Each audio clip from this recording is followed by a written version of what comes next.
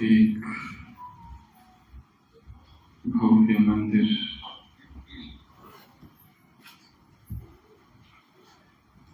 जिसमें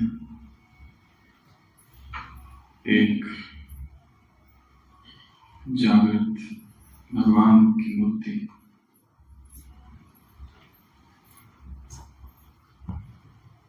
सभी मनोकामनाएं पूर्ण करने वाली एक मूर्ति विराजमान थी।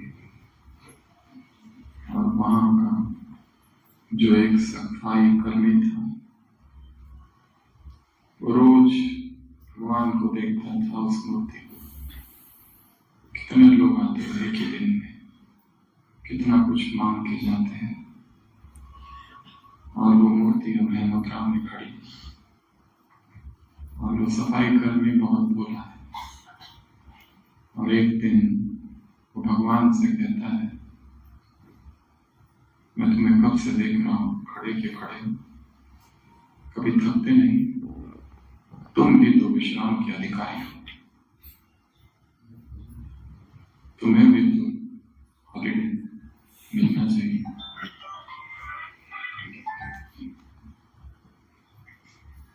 तुम ऐसा करो, कुछ दिन छुट्टी पे चले जाओ, मैं तुम्हारी जगह देखता हूं। और अचानक भगवान बोल पड़ते, ठीक है, तुम मेरी जगह खड़े रहो, पर शर्त एक है, कोई प्रतिक्रिया ना करना, चुपचाप खड़े रहना, कुछ भी हस्तक्षेप न करना। ठीक है, वादा। और भगवान के रूप में वो सफाई कर्मी वहां खड़ा हो जाता है। सुबह सुबह एक धनवान व्यक्ति मंदिर में आता है। उसके हाथ में एक झोली है जिसमें पैसों की गड्डियां हैं, शायद दान करने आया है। मंदिर की जो पेटी है वहां वो रखता है,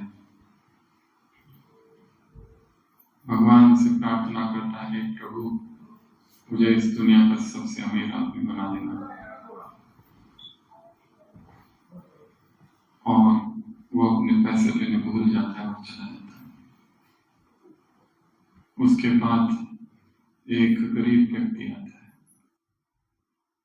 वो कहता है, प्रभु मेरे पास कुछ भी नहीं है, मुझे थोड़ा धन दिला।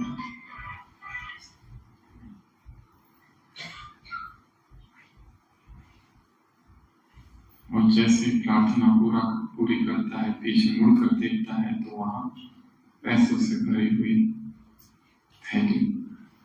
खुश हो जाता है और भगवान को धन्यवाद करता है कि तुमने मेरी प्रार्थना सुन ली। बहुत खुशी खुशी से उस थैली को दबाकर चुपचाप निकल जाता है।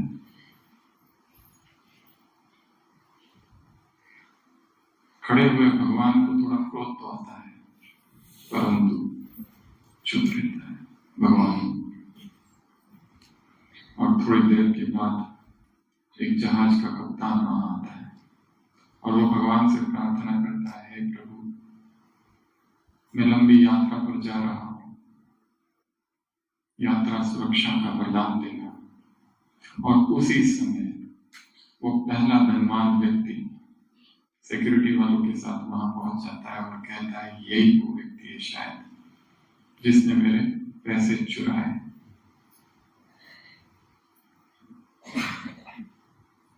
वो नाविक, वो जहाज का कप्तान मिन्नतें करता है कि नहीं, मैंने नहीं चुराया।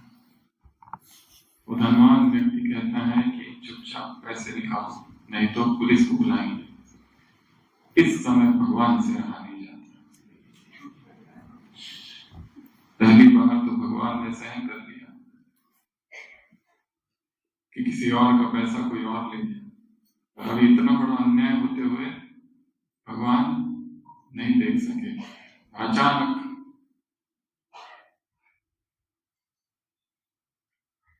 एक दिन का भगवान बोल पड़ा, मैं भगवान बोल रहा हूं। ये जहाज का कप्तान निर्दोष है। बीच में जो गरीब व्यक्ति आया था, जो भिखारी आया था, पैसे वो ले गया, उसको पकड़ो। भगवान की आवाज सुनकर सभी आश्चर्यचकित हो जाते हैं, भगवान को धन्यवाद भी देते हैं। और वो अमीर व्यक्ति उन सिक्योरिटी वालों के साथ उस गरीब को ढूंढने निकल पड़ते हैं। शाम होती है, असली भगवान आते हैं, पूछते हैं कैसा रहा, तो क्या तुमने मेरी शर्त मानी? बाकी सब तो ठीक रहा, परंतु मुझे हस्तक्षेप करना पड़ा क्योंकि मैं अन्याय नहीं देख सकता। क्या किया? भगवान पूछते हैं, वो कहता है ये किया। भगवान कहते हैं तुमने ये क्या कर दिया? मैंने तुमसे कहा था कि जो अमीर व्यक्ति है वो कभी किसी को कुछ नहीं देता, और जो गरीब था अगर उसे वो पैसे मिल गए तो उस पैसों से वो खुद का भी कल्याण करता, समाज का भी कल्याण करता, और उसका पुण्य उस अमीर को भी मिलता। परंतु ये सफाई कर्मी कहता है, परंतु उस जहाज के कप्तान का क्या? वो तो निर्दोष था ना। भगवान कहते हैं वो जिस समुद्री यात्रा पर जाने वाला था वो जहाज डूबने वाला था, और मेरी प्लानिंग ऐसी थी कि इसको बचाना है। ये कुछ दिन जेल में रहता तो बच जाता। अब वो समुद्री यात्रा पर जाएगा और उसकी मृत्यु होगी।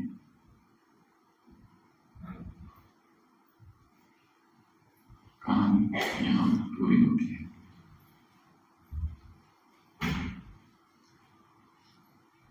जो हम सोचते हैं ये सत्य है, यह वो सत्य है। जो हम देखते हैं सत्य उससे बहुत परे है। हम अपनी छोटी छोटी आंखों से देखते हैं, इसलिए हम आर पार नहीं देख पाते, पूरा नहीं देख पाते और प्रतिक्रिया करते हैं। इसलिए अध्यात्म का शिखर साक्षी अवस्था है। जो दृश्य हो रहे हैं उन सबको देखना निर्लिप्त भाव से। साक्षी अर्थात निष्क्रिय हो जाना नहीं। साक्षी अर्थात एक दर्शक की अवस्था। अभिनय करते करते अभिनेता बनते बनते हम ये ना भूल जाए कि हम एक दर्शक भी हैं और सभी चीजों पर हमारा वश नहीं है। घटनाएं घट रही है, हम केंद्र पर रहे, चाहे अपमान हो चाहे सम्मान मिले। यही योगी की अवस्था है।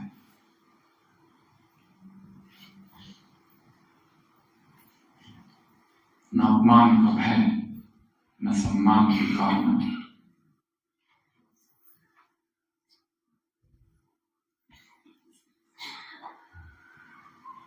इस जीवन में आगे बढ़ते हुए यदि साक्षी भाव को हम नहीं अपनाते हैं तो परिस्थितियां हमें प्रभावित करती रहेंगी। कभी सुख, कभी दुख, कभी अच्छा, कभी बुरा, mood off, mood on, change, fluctuations होते रहेंगे और हम कभी भी उस स्थिर अवस्था को नहीं प्राप्त करेंगे, तटस्थ नहीं हो पाएंगे। तटस्थ अर्थात तट के किनारे जो खड़ा है नदी बह रही है, हम देख रहे हैं। घटनाएं घट रही है, हम देख रहे हैं। और देखते देखते हम पाएंगे जो भी समस्याएं हैं वो केवल मन की कल्पना मात्र है। जीवन में परिस्थितियां हैं, समस्याएं नहीं। उन परिस्थितियों से लड़कर हम समस्याओं का निर्माण करते हैं। साक्षी की साधना, केंद्र पर स्थिर होने की साधना, सारे कार्य व्यवहार करते हुए, संसार में विचरण करते हुए, सब लोगों से बात करते हुए, अपनी सेवाएं करते हुए, अपनी साधना करते हुए, सेवाओं का विस्तार करते हुए, संख्य आत्माओं के संपर्क में आते हुए, असंख्य परिस्थितियों को देखते हुए एक तटस्थ भाव में स्थित रहना। क्योंकि हम बहुत कम देख पा रहे हैं। उस सफाई कर्मी ने केवल इतना देखा भगवान बनकर कि जो घटा वह अन्याय है, क्योंकि उसके पास एक काल की दृष्टि है और भगवान त्रिकाल दृष्टि से देखता है। और हमें भी वरदान में त्रिकालदर्शी वही उसने कहा है। हमने अपने पूर्व जन्मों में क्या किया है हमें पता नहीं। जन्म जन्म के कितने हिसाब हैं जो पूरे हो रहे हैं।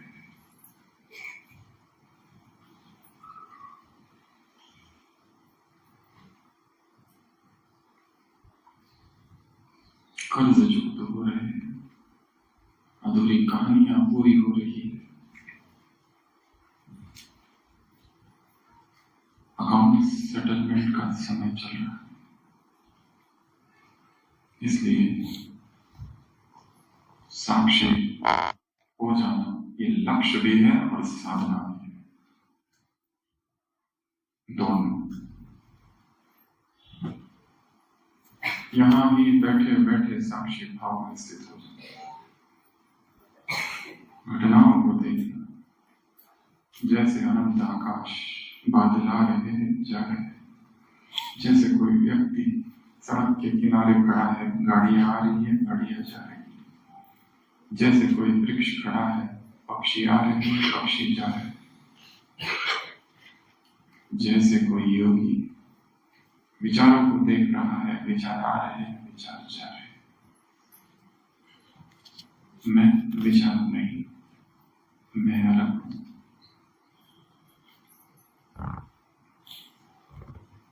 तो आज हम चर्चा करेंगे साक्षी प्रवाह पर,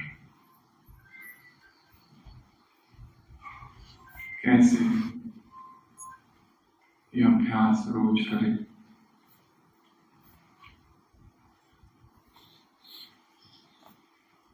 और परिस्थितियां हमें डिस्टर्ब ना करें। हमें सबसे ज्यादा प्रभावित दो बातें करती हैं, दूसरों के बोल और दूसरों का व्यवहार। अगर उन्होंने अच्छा व्यवहार किया तो हम खुश होते हैं, अगर कटु शब्द बोले और निंदा की और ग्लानि की और हमारी टांग खींची या षड्यंत्र किए या ऊपर कुछ और अंदर कुछ दिखाया तो भीतर पीड़ा होती है, दर्द होता है। दूसरों के कटु शब्द हमें आहत करते हैं, घायल करते हैं, गिरा देते हैं, आत्मा के पंख कट जाते हैं, पर कटी चिड़िया फिर उड़ नहीं सकती। दूसरों का व्यवहार यदि हमारी अपेक्षा अनुसार ना हो तो हमें दर्द होता है।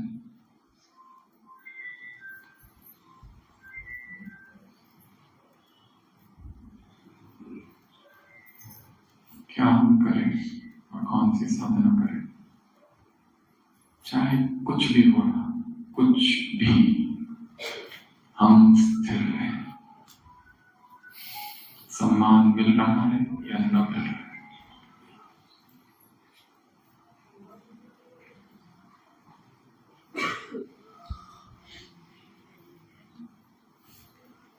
साक्षी साक्षी ही परम साधना है, साक्षी ही परम शिखर है, परम लक्ष्य है।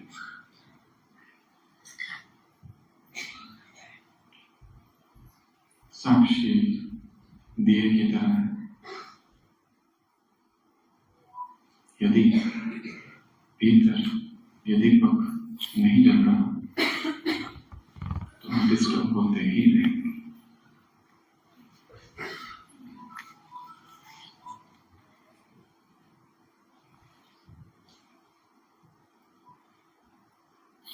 एक अंधा व्यक्ति अपने मित्र के घर आया।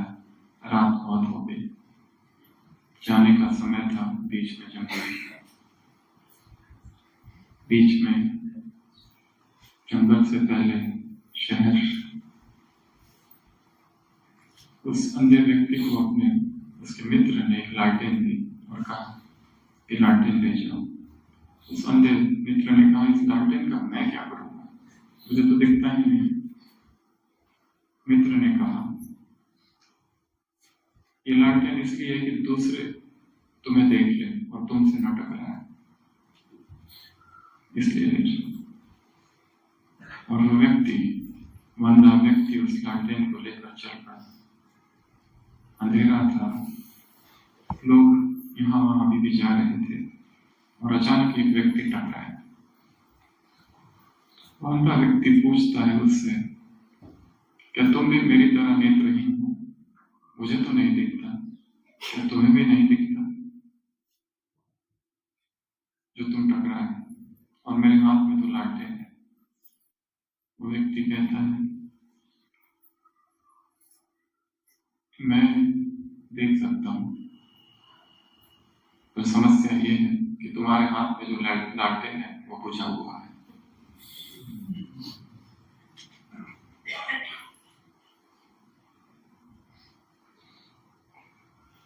ज्ञान हम सबके पास है, आत्मा का ज्ञान सबके पास है, पर ज्ञान में आत्मा कितनी है?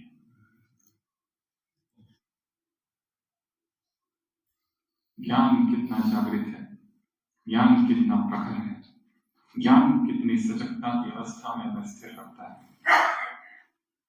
यह ज्ञान भी है और ज्ञान लालटेन लेकर चल रहे हैं और हमें पता ही नहीं वो बुझ चुका है।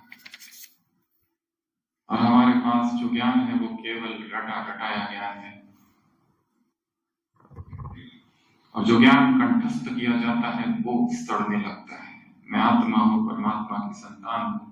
ये सृष्टि चक्र 5000 साल परमात्मा आए हुए, संगम युग है, विनाश सामने खड़ा है, काम महाशत्रु है, आदि मध्य अंत दुख देता है, दिव्य गुण तुम्हें धारण करने, सेवा भी तुम्हें करनी है। ये ब्रह्मा है, इस तन में भगवान आए और सतयुग आ रहा है। पेड़ दिखाई दे रहे हैं, वन वन की काठी है और ये मधुबन है।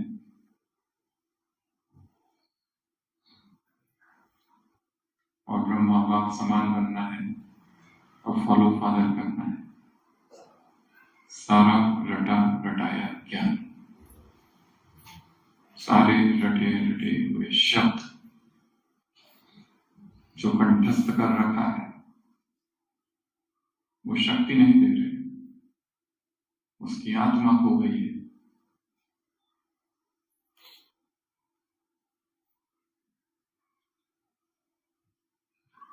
स्वयं को जगाना, स्वयं को जागृत करना,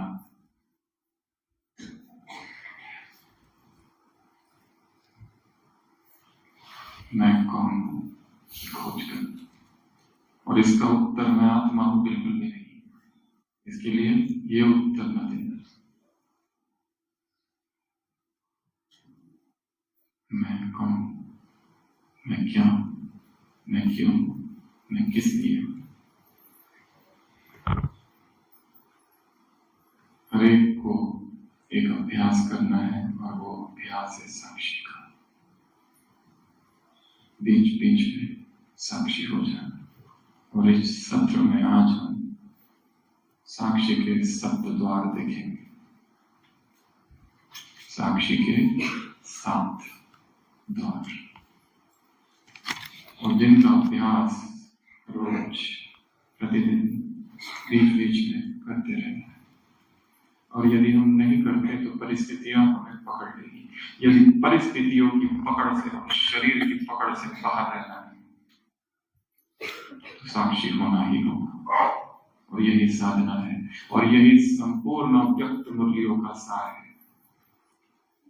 निर्लिप्त अवस्था, साक्षी अवस्था, तटस्थ अवस्था, अनटच्ड, अप्रभावित,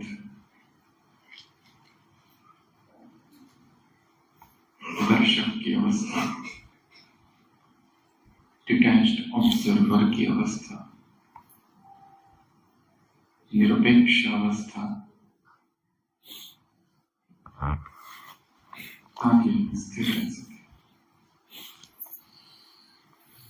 ऐसे 7 बातें जिनको साक्षी होकर रोज देखना, और ये सारे अभ्यास सूक्ष्म है और जिनको करते रहना। और सबसे पहले 2 जो अभ्यास है वो सबसे पावरफुल है। सबसे पहला श्वास को देखना साक्षी होकर। श्वास आ रहा है, जा रहा है। आत्मा और शरीर के बीच श्वास है, और ये जो श्वास की धारा चल रही है उसका सबसे गहरा संबंध सबकॉन्शियस माइंड से है। मिट्टी में आए, मिट्टी की क्लासेस सुनी, योग किया, कमेंट्री सुनी और यहाँ से गए, सब कुछ किया, परंतु अधिकतर ऊपर से सफाई होती है, भीतर गहरे में हम पहुंच नहीं पाते। क्यों? यदि चेतन मन एक भाग है तो अवचेतन 9 भाग है नीचे। एक हिमखंड देखो, आइसबर्ग, उसका ऊपर जो दिख रहा है मन, वो केवल इतना भाग है जिसमें हम दिखा रहे हैं हम बहुत खुश हैं, हम बहुत अच्छे हैं, हम बहुत स्वस्थ हैं, निरोगी हैं, हमें कोई डिस्टर्बेंस नहीं है, सब अच्छा चल रहा है। पर जो मन है उसके 9 भाग है और उसके एक एक लेयर्स है। उस लेयर्स में जन जन के संस्कार छिपे हुए हैं।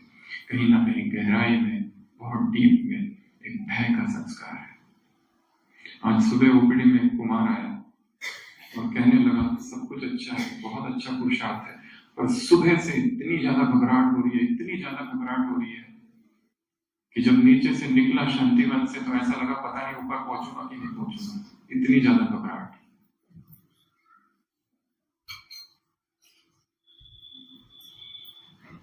बेचैनी हो रही, कहां से आ रही है बेचैनी? एक कार्य अधूरा है, मन के गहरे तलों में कहीं बेचैनी बैठी है, कहीं भय बैठा है, किसी का डर बैठा है। बचपन में हुई घटनाओं का हमारे मन पर प्रभाव है। जो कुछ बचपन में घटा है, चाहे स्कूल में दोस्तों ने चिढ़ाया है, उसका भय है। बचपन में माँ बाप को झगड़ते हुए देखा है, उसका भय है। बचपन में कोई हादसा हुआ है, उसका इम्पैक्ट है। बचपन में हमको किसी ने सताया है, हमारी आपकी बीमारी का कारण बचपन से जुड़ा हुआ है और वो बहुत गहरा है। हम किसी से प्यार करते थे और किसी ने उससे शादी कर ली और अभी शादी और सब कुछ व्यर्थ है, फिर भी वो दुख तो छिपा हुआ है।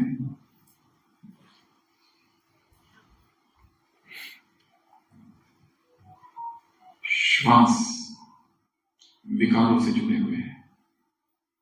हम जो श्वास ले रहे हैं उसका संबंध किससे है? विकारों से। जैसे ही व्यक्ति क्रोधित हो जाता है, श्वास की गति तेज हो जाती है।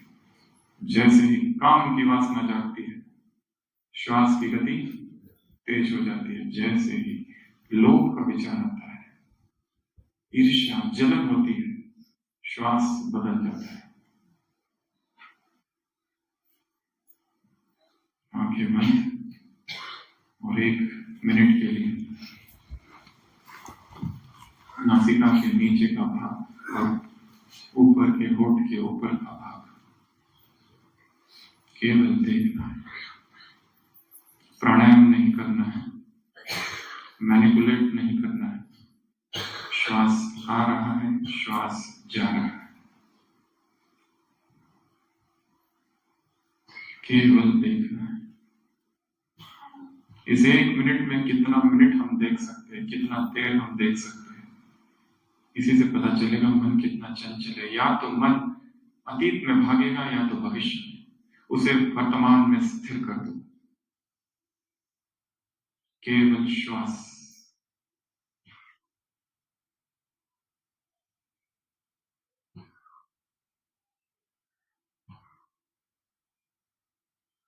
ना कोई मंत्र जाप, ना 1 2 3 4, ना कोई इमेजिनेशन, ना कोई कल्पना, केवल श्वास को देखो।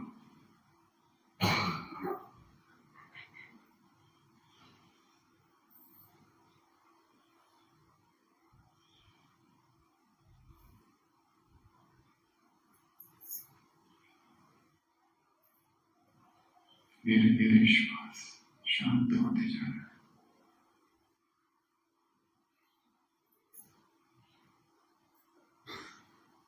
श्वास को देखते देखते हम अपने विकारों को देखने लगेंगे।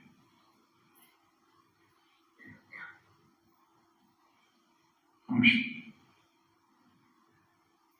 सबने अनुभव किया होगा, जैसे ही श्वास को देखने गए 2 बातें हो गई। मन कहाँ भागा, अतीत में या तो भविष्य। और भगवान कह रहा है 1 सेकंड में उसे जहां स्थिर करना है वहां स्थिर कर दो।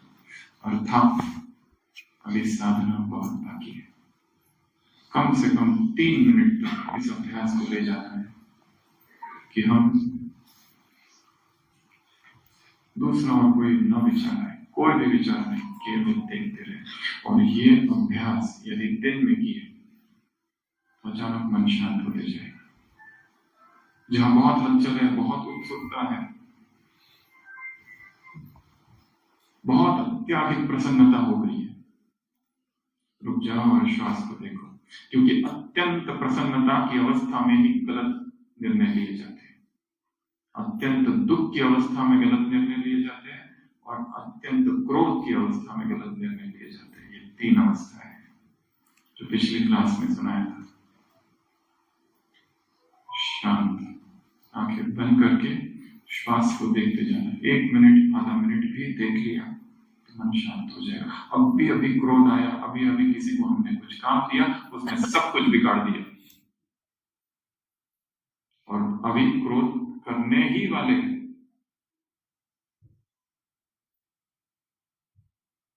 या रोग, संडे की मुरली, पिता और पुत्र। शांत, श्वास को देखने लगो और देखेंगे श्वास को देखते देखते देखते श्वास शांत शांत शांत, और श्वास शांत होते ही मन भी शांत हो जाए। आनापान सती इसको कहते हैं। तो तटस्थ भाव से और साक्षी भाव से अपने ही श्वास को देखना।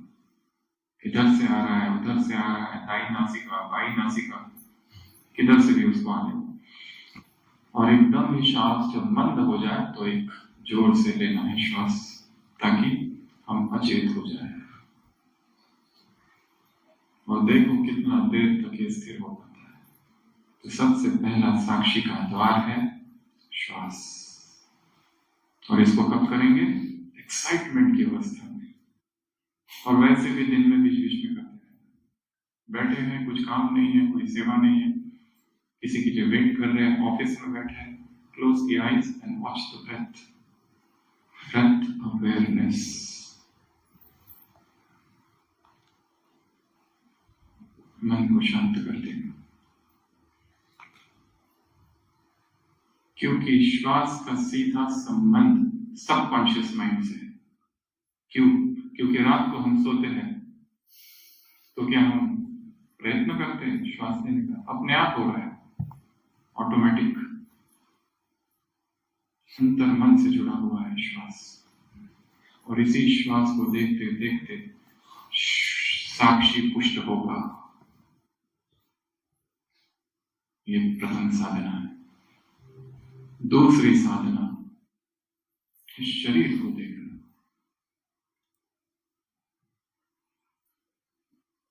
इसकी अनित्यता को देखना, इसमें हो रही हलचल को देखना। हम सबकॉन्शियस माइंड तक कैसे पहुंचे? How to access subconscious mind? तर्क से तो हो नहीं सकता। मैं आत्मा हूं कहने से नहीं पहुंचते सबकॉन्शियस तक। कितना भी कुछ कहो, मैं विश्व कल्याणकारी आत्मा हूं, सबकॉन्शियस उसे किक मार के फेंक देता है। जैसे ही वो आत्मा सामने आती है जिसने हमको बहुत दुख दिया है और बहुत षड्यंत्र किए, तो वो सबकॉन्शियस भूल के यहाँ दर्द चालू हो जाता है, क्योंकि अंतर मन ने स्वीकार नहीं किया है, केवल ऊपर ऊपर के मन ने काम किया।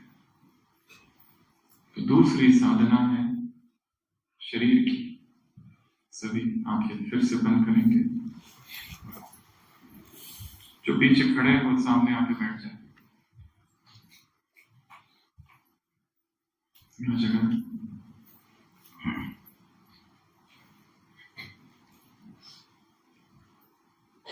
अपने ही शरीर को देखना है। जहां जहां हम कहेंगे वहां वहां अपने मन को दौड़ाना है। ये स्वराज्य अधिकारी का भी अभ्यास है। हम मन को कह रहे हैं यहां जाओ तो हो जाएगा। हम मन के मालिक हैं। चेहरे को देखेंगे और चेहरे पर जो सेंसेशंस उत्पन्न हो रहे हैं, जो संवेदनाएं हैं, उनको देखेंगे। कहीं दर्द, कहीं तनाव, कहीं खुजली। आंखें, होठ, नाक, कान, गाल, रिलैक्स, गर्दन, राइट शोल्डर, दायां कंधन,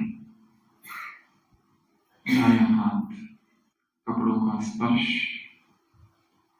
कुछ ना कुछ कहीं ना कहीं हो रहा है। कहीं खिंचाव है, कहीं तनाव है। उस संवेदना को देखना है तटस्थ भाव से। करना कुछ नहीं, केवल देखना। बाएं हाथ, पूरा बाएं हाथ उंगलियों तक। मन को घुमाओ और ढीला छोड़ते जाओ।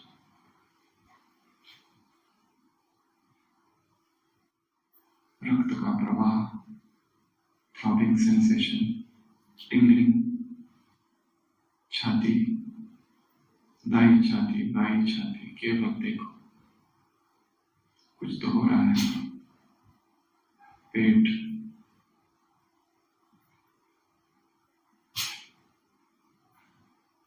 पीठ, एक एक इंच में मन को घुमाओ। कमर,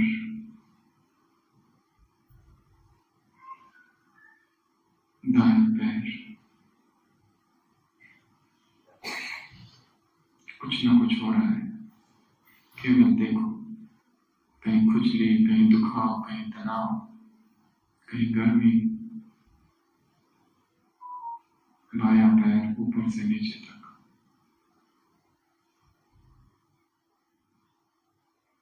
वापस सिर के सिरे पर आ जाओ। वापस चेहरे को देखेंगे।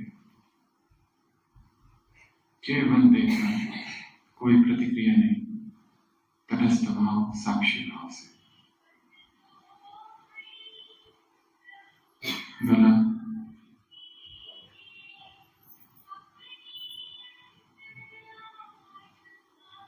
दोनों कंधे और छाती एक साथ।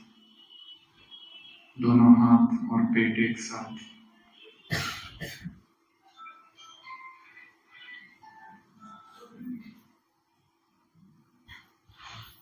दोनों पैर एक साथ।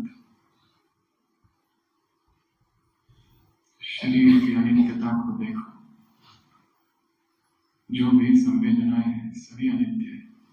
अभी अभी है, अभी अभी चली गई, अभी अभी खुजली, अभी अभी दर्द, अभी भी कुछ नहीं। न्यूक्लियर कुछ कुछ स्थान ऐसे हैं शरीर के जहां कुछ नहीं मिलेगा, आगे बढ़ जाए।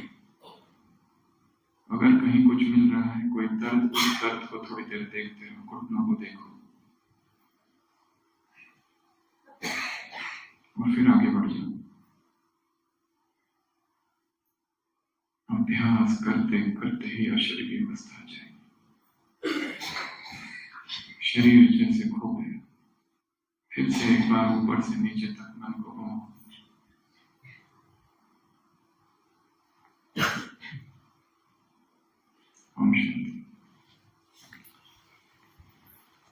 तरस्त और साक्षी भाव से इस शरीर को देखना, इस शरीर की अनित्यता को देखना, इस शरीर में है क्या, और ये करते करते ही हमने मैं आत्मा हूं कहा नहीं, और बिना कहे ही अशरीरी अवस्था आ गई। आई थी, आई ना, आई बस। फिर अभ्यास चालू करना है योग का। सभी अपना मोबाइल बंद कर देंगे, अभी कर दो, बंद कर दो सभी।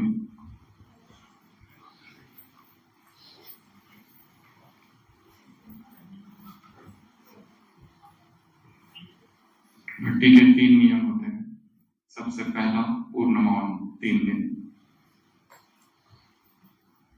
जिस दिन आए उसी दिन से। अगर यहाँ आकर भी बातचीत चालू है तो कोई अनुभव नहीं होगा, ऊपर ऊपर की सफाई होगी, भीतर नहीं प्रवेश कर सकोगे। दूसरा नियम, मोबाइल स्विच ऑफ 3 दिनों के लिए, संसार से पूरा डिस्कनेक्शन, अनुपलब्ध हो जाना। और तीसरा, इस कैंपस में कैद हो जाना।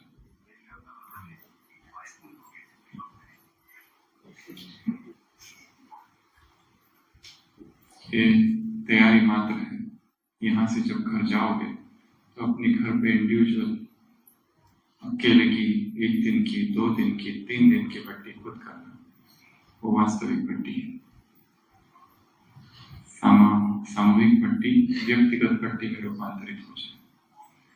तो हम कह रहे थे दूसरा द्वार है शरीर को ऊपर से लेके नीचे से, ऊपर से लेके नीचे से देखते रहना। योग में बैठते भी है तो भी 1 मिनट में श्वास को देखना, शरीर को देखना, फिर योग का अभ्यास चालू करना। मैं आत्मा हूं से पहले श्वास और संवेदना। तुरंत भाग भाग के आए, बैठे और मैं आत्मा हूं, कोई अनुभव नहीं। थोड़ा भीतर जाना होगा पहले। तीसरा द्वार है विचार और भावनाओं को साक्षी होकर देखना। बीच बीच में अपने ही विचारों को देखते रहो, कौन से विचार आ रहे हैं, उन्हें रोकना नहीं। वासना वाले आ रहे, आने दो। कोई भी विकार परमानेंट नहीं, आते हैं चले जाते हैं। विचार आए, आने दो, गया, जाने दो, उसको देखना है। अपने ही विचारों को और अपनी भावनाओं को साक्षी होकर देखने का विचार। अभी अभी विचार आए, किसी की याद आ गई और आंसू आ गए। 10 साल पहले किसी का किया हुआ अपमान याद आ गया, उस किए हुए अपमान को भी साक्षी होकर देखो। अपने और उस घटना के बीच एक डिस्टेंस मेंटेन करना है। मैं विचार नहीं। हमें बाबा ने अलग अलग बातें बताई है। कोर्स में बताया आत्मा की 3 शक्तियां हैं, मन बुद्धि संस्कार। अव्यक्त वाणियों में यह भी अभ्यास कराया है कि मैं आत्मा राजा हूँ, मन बुद्धि संस्कार मंत्री है। दरबार लगाओ, ये अलग मैं अलग, अपने मन से बात करो, अर्थात मन अलग मैं अलग, मन को अलग कर देना। ये मन है, ये विचार, ये रावण के विचार है, मेरे नहीं। मध्य के संस्कार है। मैं तो सच्चिदानंद स्वरूप हूँ, चिन्मय आत्मा हूँ, निरंतर आनंद की अवस्था में हुई है। जो दुख हो रहा है ये मैं नहीं, ये विचार है, ये मन है। मन से खुद को अलग कर देना, उस मन को साक्षी होकर देखना। मैं आकाश हूं, ये बादल है। मैं झाड़ हूं, ये पक्षी है। मैं सड़क के किनारे पर हूं, गाड़ी आ रही है, गाड़ियां जा रही है। ये तीसरा अभ्यास है, इसको बीच बीच में करना। चौथा अभ्यास, अपनी आदतों और संस्कारों को साक्षी होकर देखना। दोपहर का समय अच्छा होता है, आंखें बंद करके बैठ जाओ कमरे में, बिस्तर पर ही या लेटे लेटे, और देखो मेरी कौन कौन सी आदत है। खाने बैठता हूं तो मोबाइल देखने की आदत है, आदत बन गई है।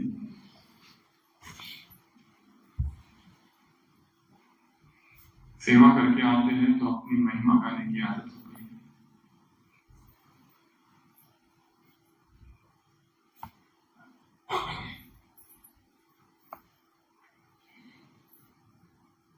किसी के शब्दों को इतना गहराई में भीतर उतार लेना, पर्सनलाइजेशन, पकड़ के एब्जॉर्ब करके समाना और दुखी होना, आदत पड़ गई। रूठने की आदत, रूसने की आदत, दुखी होने की आदत, मूड चेंज की आदत, पैनिक की आदत, अचानक घबराहट, बेचैनी, इतनी ज्यादा कि ऐसा लगता है बस अब जीवन ही खत्म हो रहा है।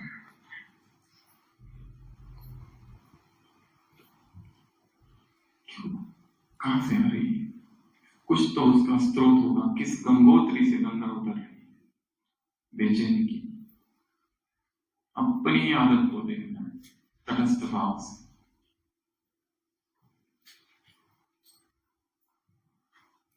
केवल देखना है, चेंज नहीं करना है, केवल देखना।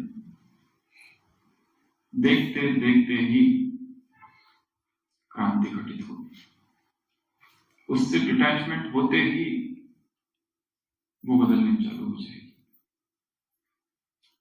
केवल हम देख रहे हैं, किसी ने कुछ कहा, हमें बुरा लगा, हम इस बुरे लगने को देख रहे हैं, कर कुछ नहीं रहे, केवल देख रहे हैं तटस्थ भाव से, साक्षी भाव से। नॉन आइडेंटिफिकेशन, तदात्म स्थापित नहीं करना है मन के साथ, उसको अलग ही रखना है। मैं अलग, तू अलग, मैं आत्मा, तू मन, मैं मालिक।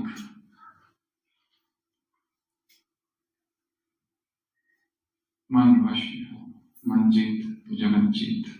एक व्यक्ति घोड़े पर भाग रहा है तेज, कोई उसको नीचे से पूछता है कहां जा रहा है? वो कहते मुझे क्या पता, घोड़े से पूछो, मेरा वश ही नहीं है, घोड़ा मुझे ले जा रहा है, भगा रहा है। अचानक कभी कुछ होता है, अभी कुछ होता है, कभी अचानक दुख, कभी अचानक सुख। अर्थात ये मन जीत की अवस्था नहीं है, ये बहुत सूक्ष्म अभ्यास है। और मधुबन में आए हैं और भट्टी में आए हैं तो एकांत में बैठ के कुटिया में, चार धाम में, कहीं पर भी अभ्यास करते रहना। क्लास सुनते सुनते भी अपना अभ्यास चालू। मैं आत्मा हूं, परम धाम से गिरने आ रही। एक हाथ से लिखना है कुछ इंपॉर्टेंट पॉइंट्स, एक कानों से सुनते रहना है, और मन का अभ्यास, तीनों ही चीजें एक साथ चालू है। और कुछ अच्छे अच्छे सूक्ष्म संकल्प उत्पन्न होते हैं। मधुबन की भूमि में जो संकल्प मन में आते हैं वो परमात्मा उपहार है। उसको नोट करके रखो, क्योंकि वो खो जाएंगे, याद नहीं रहेंगे वहां जाने के बाद।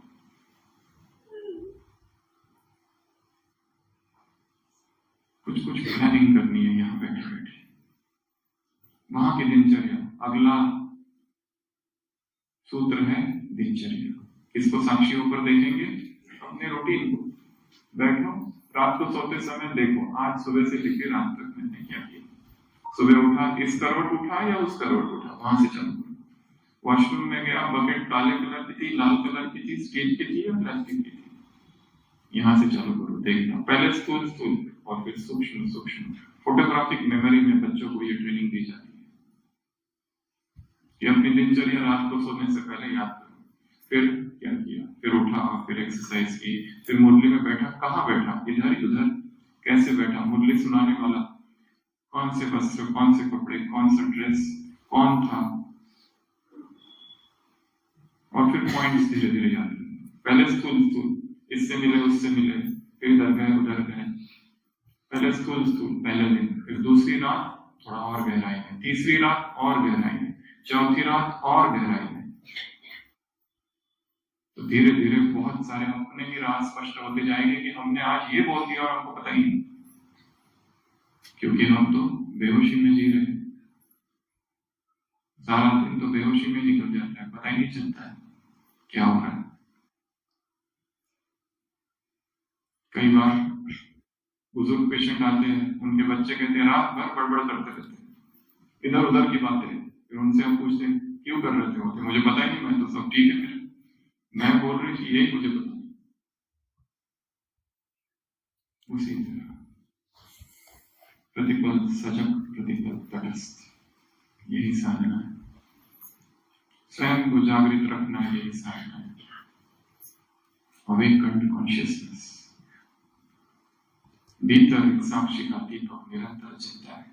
बाहर सब कुछ कर रहे हैं, हंसी मजाक कर रहे हैं, खेल रहे हैं, ड्यूटी कर रहे हैं, सेवाएं कर रहे हैं, परंतु भीतर अंतर में एक मौन की नदी बह रही है। जैसे ही अंतर प्रवाह से हम टूटते हैं, दुखी होते हैं, तो किसको साक्षी होकर देखेंगे? अपनी दिनचर्या। कब देखेंगे? रात को लेटते समय। देखो क्या क्या हुआ, अच्छा इससे मिले उससे मिले। ज्यादा गहराई में जाना नहीं पहले दिन ऊपर ऊपर से कुछ दिन ऐसा ही करना, फिर धीरे धीरे डिटेल और डिटेल और डिटेल, तो और जागरण आते जाएगा। अगला छठवां, अपनी पूर्ण जीवन कहानी को साक्षी होकर देखना। कभी कभी योग में अमृत वेला एक स्क्रीन देखो और पूरा जीवन देखो, कहाँ जन्म लिया, किस गांव में जन्म लिया, कौन माँ बाप थे, बहन भाई कौन थे, फिर आगे बढ़े, कौन सी स्कूल थी, कहाँ थी स्कूल, टीचर्स कौन थे, और आगे बढ़े, फिर ज्ञान कैसे मिला, कब मिला, और आगे बढ़ो, मुरली सुनना कब चालू की, सेवाएं करना कब चालू किया, कब निर्णय लिया कि ये जीवन केवल ईश्वर के लिए और संपूर्ण जीवन को समर्पित कर दिया, और उस समर्पित जीवन के अब तक की यात्रा कैसी रही, अमृत वेले की यात्रा कैसी रही, ब्रह्मचर्य की यात्रा कैसी रही, भोजन की यात्रा कैसी रही, शरीर की बीमारियों की यात्रा कैसी रही, कितनी बार एडमिट हुए, कितनी बार बीमार पड़े, तब मन की अवस्था क्या थी, कितनी बार लड़ाई की लोगों से, कितनी बार द्वेष आवेश उत्पन्न हुआ, कितनी बार क्रोध जागा, और क्यों? करना कुछ नहीं है, केवल देखना मात्र है। कुछ भी करने जाएंगे तो दुख होगा, क्योंकि फिर होता नहीं, क्योंकि फिर उसमें बदलने का आता है, और बदलना बहुत मुश्किल। केवल देखना और देखते देखते अनुभव करना, क्या चल रहा है सब कुछ। स्वामी विवेकानंद विदेश की यात्रा पूरी की 2 बार, और जब भारत आए और कश्मीर गए, और वहां से लौटते लौटते क्षीर भवानी का मंदिर में वहां गए, देखा मंदिर उद्ध्वस्त कर चुका है। पूछा किसने किया ये हाल मंदिर का, खंडर बना दिया मंदिर की मूर्ति को, माँ की मूर्ति को ऐसा कर दिया, किसने किया? उत्तर मिला मुसलमानों ने किया। उनके मन में आया कि अगर मैं उस समय वहां होता तो मैं लड़ता उनसे और उनको रोकता। वहां से जाते हैं, किसी गांव में ठहरते, रात में स्वप्न में काली माँ आती है, कहती है तूने रोका होता, डू यू प्रोटेक्ट मी और आई प्रोटेक्ट यू, तुम मेरी रक्षा करते हो या मैं तुम्हारी रक्षा करती हूँ? कौन किसकी रक्षा करता है? सुबह उठते हैं, सोचते हैं ठीक है मैं उन सबको माफ करता हूँ, अभी छोड़ो, जो हुआ सो हुआ। और मेरे भी बहुत सारे शिष्य हैं अमेरिका में, धनी शिष्य है, उनसे चंदा इकट्ठा करके मैं मंदिर का पुनर्निर्माण करूंगा, और जो मठ बेलूर में है उससे भी बड़ा मठ यहाँ मंदिर, भव्य मंदिर बनाऊंगा। फिर माँ के मंदिर में जाते हैं, छोटी कन्या होती है, उसकी भी पूजा करते हैं, और फिर वापस अपनी कुटिया में आते हैं। रात में फिर एक स्वप्न आता है, माँ फिर से प्रकट होती है और कहती है तुम मेरा मंदिर बनाओगे? अगर मैं चाहूं तो अपना स्वर्ण मंदिर निर्माण कर सकती हूँ, तुम कौन हो कुछ करने वाले? और बस तभी से अंतिम के जो 2-3 साल होते हैं, ये जो यहाँ वहाँ भाषण, ये वो दिन रात अनुभव में लिखा है। उन्होंने अपने शिष्यों को बताया कि अब मेरा मन ये सब चीजों में नहीं है, अब जो हो रहा है वो कर रहा है, वो करा रही है। मैं कुछ हूं ही नहीं, मैं कुछ था ही नहीं। ये जो मेरे अंदर अहंकार था कि मैं कर रहा हूँ, मैं सेवा करता हूँ, ये करता हूँ, वो करता हूँ, विश्व कल्याण करूंगा, संसार का उद्धार करूंगा, ब्रह्मचर्यों का निर्माण करूंगा, सबको परमात्मा संदेश दूंगा, ये सारा अहंकार ही गिर गया, क्योंकि करने वाला तो वो है। हम तो निमित्त मात्र हैं, कठपुतलियां है उसके हाथ में। हम क्या कर रहे हैं? हम कुछ कर ही नहीं रहे, और वो साक्षी भाव से। तो अपने आप को देखना, ये जो मैं कहता हूं मैंने ये किया, मैंने वो किया, मैंने ऐसा वैसा, क्या ये मैंने किया? हमको लगता है हमने इसका कोर्स करा और हमने इसको ज्ञान दिलाया। अरे जन्म जन्म की उसके पुण्य कर्म थे, जन्म की उसकी प्रार्थना में थी, जन्म जन्म उसने भगवान को ढूंढा था। तुम तो केवल एक यंत्र मात्र हो। और सेवा करना, ये दूसरों के लिए हम कर ही नहीं रहे। सेवा का एक ही लक्ष्य है, आत्मशुद्धि। हम किस लिए कर रहे हैं? खुद की आत्मा को पवित्र करने के लिए। और सेवा का और एक लक्ष्य है, कौन सा? इस ब्राह्मण जीवन में हमने जो भी पाप किए हैं उसका प्रायश्चित्त है सेवा। तो कैसा अहंकार, कितने अनजाने में पाप हो गए, कितनों के दिल दुखा दिए, कितनों को उदास कर दिया। तो अहंकार नहीं आएगा, नहीं तो सेवा का क्या आएगा? अहंकार। जिसकी सेवा कर रहे हैं उसी को भूल जाते हैं, या तो जो सेवा कर रहे हैं ये भूल जाते हैं कि वो करा रहा है और मैं कर रहा हूँ। सबसे पहली प्रदर्शनी हुई थी की मुंबई में, उसमें बाप दादा का अव्यक्त संदेश आया था। बच्चों ने बहुत अच्छी सेवा की, बहुत अच्छी प्रदर्शनी लगाई, एक पेज भर के संदेश था और लास्ट में एक छोटी सी लाइन थी, पर बच्चे बाप को भूले हुए, पूरा कर दिया। जिसकी सेवा कर रहे हैं उसी को तो विस्मृत कर दिया। सोच रहे मैं कर रहा हूं, हम कौन है करने वाले? वो चाहता तो किसी और को निमित्त बना देता, या बना भी देगा। तो अपनी जीवन कहानी को कैसे देखना है? साक्षी होकर। और लास्ट और सबसे महत्वपूर्ण, इस ड्रामा को साक्षी होकर देखना है। कैसे? हमें याद है बहुत साल पहले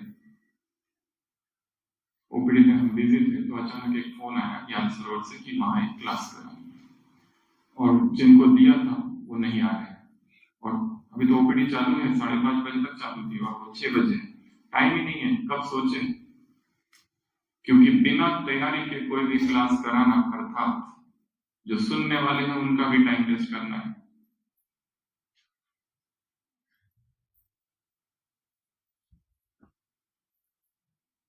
To speak one living line takes 1 hour journey. एक जीवंत लाइन बोलने के लिए 1 घंटे के चिंतन की आवश्यकता है।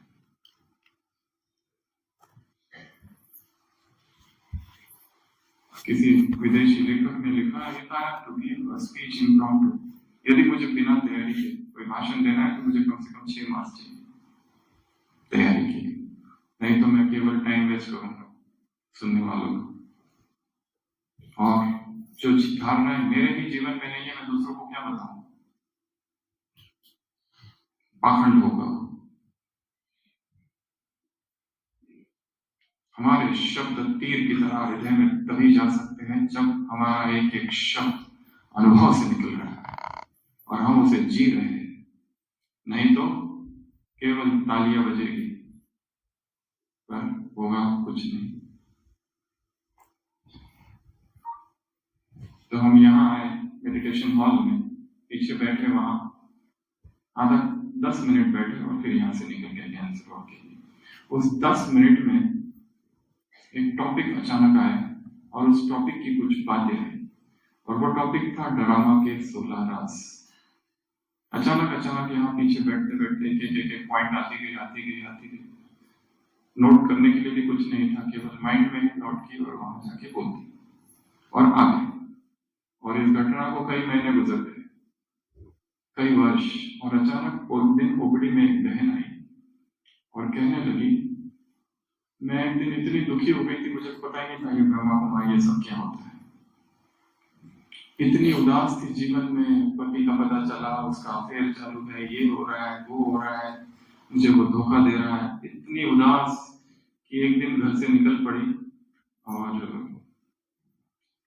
मरने के लिए। और अचानक मोबाइल हाथ में था और वो क्लास उसने चालू कर दी। उसको पता नहीं है लोग कौन है, ब्रह्मा कुमारी का नाम भी नहीं सुना। और वो सुनते सुनते, ज्ञान की बातें थी, हमारे लिए तो सामान्य है, सारे पर उसके लिए नहीं थी। अचानक उसमें कुछ हो गया और उसका जीवन ही बदल गया। फिर कोर्स वगैरह किया, वगैरह आगे की बातें, और फिर बाबा मिलन में यहाँ आई थी उस समय 2017 से भी पहले, जब बाबा आते थे। ड्रामा की वो 16 बातें आज हम आपको बताएंगे जल्दी। फर्स्ट पॉइंट, जो घटनाएं जीवन में घट रही है वो एक पेपर है। क्या है वो? पेपर। और पेपर में मुझे क्या करना है? फेल होना है या पास होना है? पास होना है ना।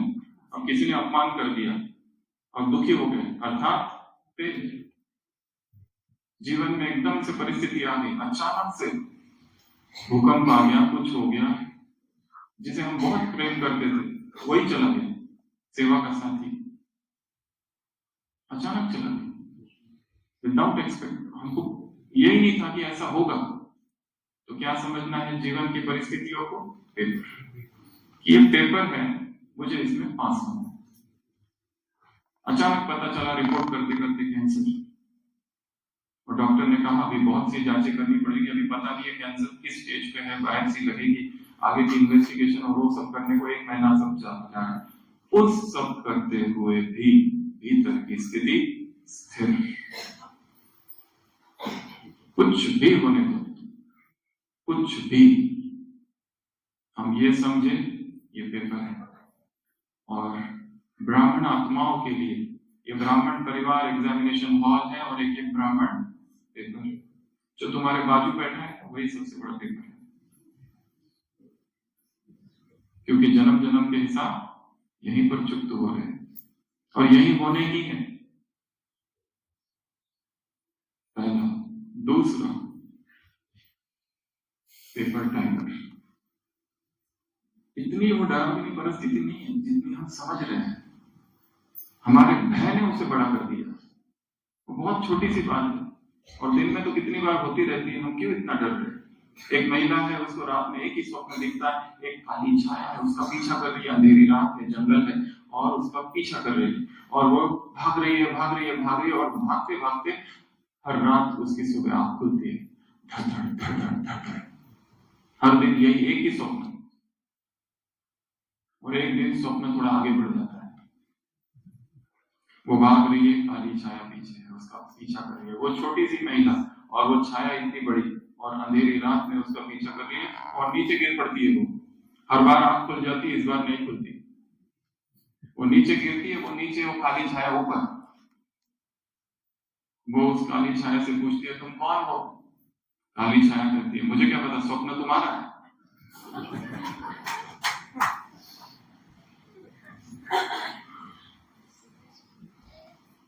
हम आपसे एक प्रश्न भी पूछ रहे हैं, सही जवाब देना, ठीक है? और जवाब एक ही लाइन का। सोचो कि आपको सामने कोई खड़ा है और अभी बंदूक से गोली मारने वाला है, क्या करोगे? सामने खड़ा है और मारने ही वाला है बस, और कुछ भी नहीं है तुम्हारे सामने, हत्थे खड़े। बाबा को याद करेंगे, बाबा आ जाओ। रास्ते में चलते चलते भालू मिला, बाबा मेरी मदद करो, बाबा मेरी मदद करो। भालू भी योग में बैठ गया, आंखें बंद करके। उस भाई ने पूछा तुम क्या कर रहे हो? इसने पूछा तुम क्या कर रहे हो? उसने कहा मैं योग कर रहा हूँ, बाबा को याद कर रहा हूँ। भाई ने भालू से पूछा तुम क्या कर रहे हो? वो कह रहा है मैं भोग लगा रहा हूं।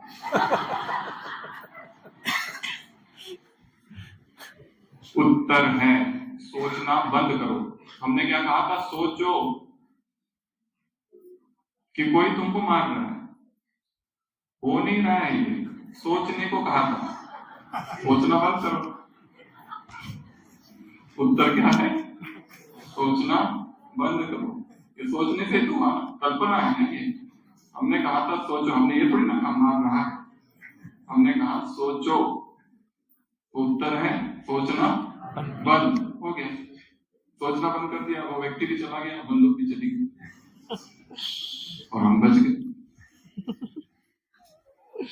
Paper tiger. तीसरा खिलौना। खिलौने हैं ये माटी के, मुश्किलों में दम नहीं। गीत है, ये सब खिलौने हैं, खेल चल रहा है। छोटी छोटी परिस्थितियां क्या है? खिलौने। चौथा कार्टून शो। बाबा क्या कहते हैं? ये क्या है? मिकी माउस का खेल है। मिकी माउस होता है, उसमें गाड़ी आती है, उसके ऊपर से चली जाती है, वो पूरा चपक जाता है, फिर उठ के खड़ा होता है। कुछ भी होता है उसमें, बच्चों को कितना पसंद आता है? पसंद आता है। वैसे जीवन में भी किसी ने आज ये कहा, उसने वो कहा, ये ऐसा करता है, वो ऐसा करता है, कोई टांग खींचता है, कोई षड्यंत्र करता है, कोई आके कहता है आप तो योगी हो, महान आत्मा हो, अवतारी हो। हमको तो ब्रह्मा का ही साक्षात्कार होता है, और दूसरा आके कहता है पाखंडी।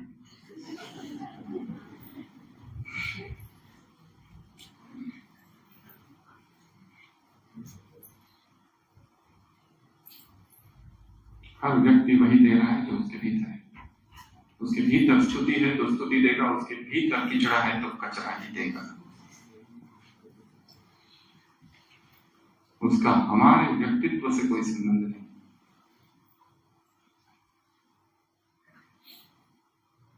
कितने हुए? 4। क्या समझेंगे? पहला पेपर है, मुझे पास होना है। दूसरा पेपर टाइगर है, इससे डरना थोड़ी है, कागज का शेर है। तीसरा खिलौना है, और चौथा कार्टून शो है। कार्टून शो क्या करना होता है?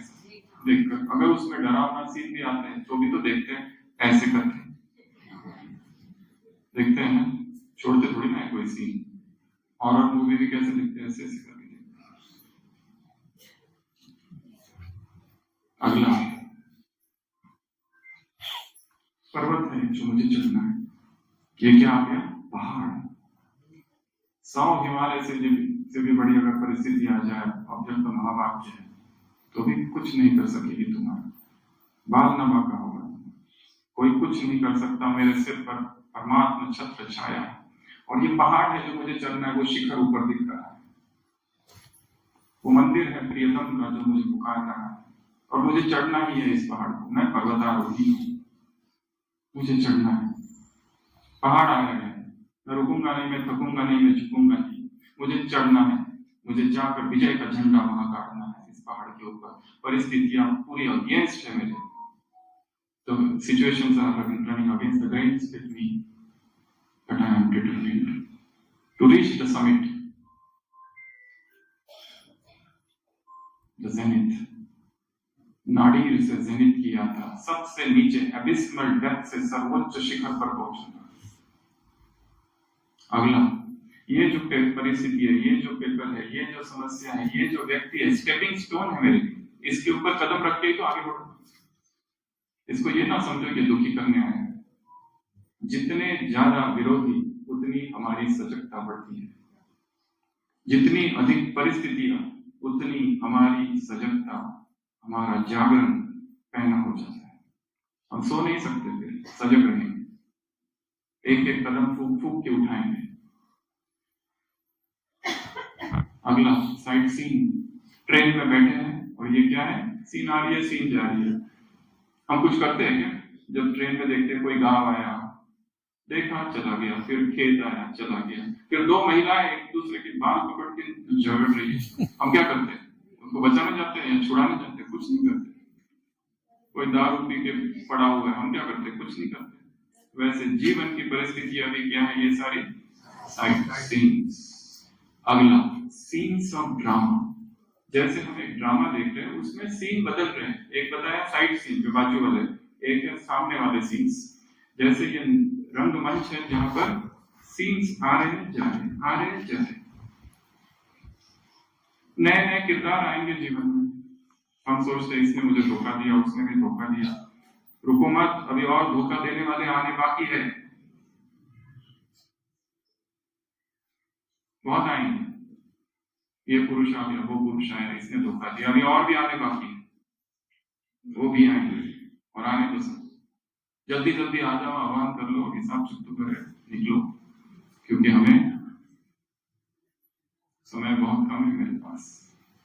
तो क्या सोचना है, ये क्या है, तो 4 बातें देखी। पहला पर्वत, दूसरा स्टेपिंग स्टोन, ये पत्थर है जिसके ऊपर मैं कदम रख के आगे बढ़ूंगा। ये सीढ़ी, ये मुझे आगे बढ़ा रही है। इस परिस्थिति से गुजरकर मैं वो नहीं रहूंगा जो पहले था, कुछ तो मुझे इससे सिखा रही है मुझे कुछ। अगला साइड सीइंग, अगला हो गया अभी कार्मिक अकाउंट। ये सब क्या है, कर्म के अकाउंट है, चुप तो हो रहे हैं, अच्छा है, होने दो चुप। हमने भी किसी को बहुत गालियां दी होगी। माता बाबा से कहती है, बाबा मेरे पति मुझे बहुत मारता, उसको ज्ञान मिला। बाबा कहते, तुमने भी उसे मारा होगा। दूसरा अग्नि है ये परीक्षा, और सोना अग्नि में जाके कुंदन बनता है, प्योर गोल्ड। ये मुझे तपाएगी ये परिस्थिति।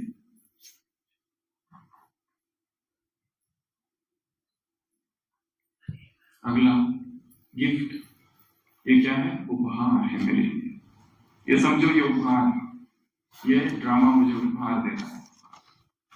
जो भी हो रहा है, जैसा भी हो रहा है, मैं खुश हूं। चाहे शरीर की कुछ भी बीमारी आ रही है या कुछ आ रही है, मैं खुश हूं। ये उपहार है मेरे लिए, अच्छा बुरा सब कुछ। जाय विधि राखे राम ताई विधि रही, और ईश्वरी जो राम रचे सब उसका रचा हुआ है, ऐसा भक्ति में मान्यता है। और कितने खुश रहते हैं तो सब कुछ उसकी इच्छा से हो रहा है। अगला टच स्टोन, जिसको कहते हैं पारस मणि। ये परिस्थिति क्या है, मुझे स्पर्श करेगी और मैं बदल जाऊंगा। अभी लोहा हूं, क्या बन जाऊंगा, स्वर्ण। ये मुझे स्वर्ण बनाने आई है, मेरा विरोध नहीं है। मीटिंग्स होगी, ये होगा, और आपने जो आइडिया रखी उसको रिजेक्ट कर दिया जाएगा। ये भी तो परिस्थिति। हम जो सोचते हैं ये राइट है, ये करना चाहिए, पर दूसरे ऐसा नहीं सोचते। दूसरे सोचते ये गलत है। ओके, हमने अपना पार्ट पढ़ लिया, हमने भी तो सीखा। तो क्या सोचेंगे, ये कार्मिक अकाउंट सेटल हो रहा है। दूसरा ये अग्नि है, तीसरा ये उपहार है, और चौथा ये पारस मणि है। लास्ट 4। हर परिस्थिति हमें क्या बनाने आई है, एक बंदर और एक बंदरिया झाड़ की डाली पर है, नीचे बहुत ऊंची डाली है, ऊपर से आकाशवाणी होती है, नीचे कूद जाओ तो परी बन जाओगे। तो जो बंदरिया होती है तुरंत कूद जाती है, पर बंदर को थोड़ा डाउट लगता है आकाशवाणी में, अब फ्रैक्चर हो गया तो वो नहीं कूदता है। पर जब देखता है बंदरिया गिरी और परी बन गई, तो फिर वो कूदता है, और वो कूदता है और उसको फ्रैक्चर हो जाता है। समय है। तो हर परिस्थिति हमें परी बनाने आई है, परा बनाने आई है। तो क्या है वो, अपॉर्चुनिटी, अवसर है।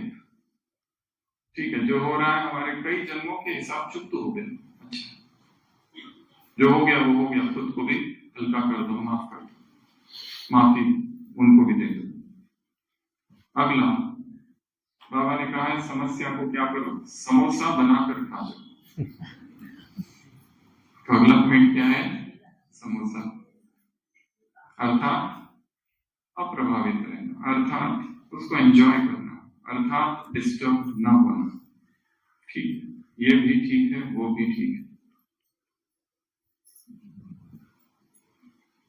तीसरा चैलेंज, परिस्थितियों को क्या समझना है, एक चैलेंज है। चुनौती है, मैं इस चुनौती को स्वीकार करता हूं और सामना तुम्हारा मुझसे है। कई बार तुमने हराया होगा पर अब नहीं। और जो व्यक्ति जितनी बार हारा होगा, जितना ज्यादा योद्धा घायल होता है, बहुत तीव्रता से आक्रमण करता है, घायल शेरनी। और लास्ट पॉइंट, छैनी और हथौड़ा। ये परिस्थितियां क्या है? मूर्ति बन रही है, तो ये क्या कर रही है? मुझे जो अनावश्यक है वो निकालनी है और रिफाइंड कर रही है। और जब मूर्ति तैयार हो जाती है उसके बाद तो बहुत फाइन स्ट्रोक पड़ते हैं। नाक बन चुका है पर नाक में थोड़ा ठीक नहीं है, ये फ्लैट नहीं, ये प्लेन नहीं, तो यहाँ पे फाइन स्ट्रोक्स, और ये फाइन स्ट्रोक थोड़े दर्दनाक भी होते हैं। इसलिए इस ड्रामा को भी क्या करेंगे? साक्षी होकर देखेंगे। तो ये वो 16 पॉइंट्स थे।